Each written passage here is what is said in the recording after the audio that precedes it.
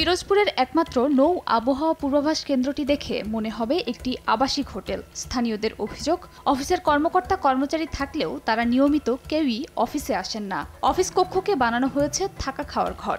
যন্ত্রপাতিও বেশিরভাগই অব্যবহৃত অবস্থায় পড়ে আছে। 2012 সালে কেন্দ্রটির মূল ভবন নির্মাণ কাজ শেষ হয়, হস্তান্তর হয় 2016 সালে। জনবল নিয়োগ দেওয়া হয় 2018 সালে। নির্মাণের 5 বছর পর নিরাপত্তার জন্য আনসার নিয়োগ দেওয়া হলেও আর কোনো জনবল দেওয়া হয়নি। নামের মতো প্রথম শ্রেণীর অফিস, কিন্তু কাজে মিল নেই কোনো। বন্যার যে কোনো পরিস্থিতি আমাদের রিপোর্ট করার কথা, তো অফিসে লোকই থাকে না। এ জায়গায় তো আবহাওয়া অফিস আছে ঠিকই, কিন্তু আমরা এইভাবে রৌদ্র না বৃষ্টি না বন্যা এভাবে কিছু আবহাওয়া আমরা পাই না। মাঝে মাঝে একজন ম্যাডাম আসে, আবার এসে চলে যায়। তবে সব অভিযোগ অস্বীকার করেন নৌ আবহাওয়া পূর্বাভাস কেন্দ্রটির ভারপ্রাপ্ত কর্মকর্তা। জানান, জনবল নিয়োগ ও যন্ত্রপাতি পাওয়ার বিষয়টি প্রক্রিয়াধীন।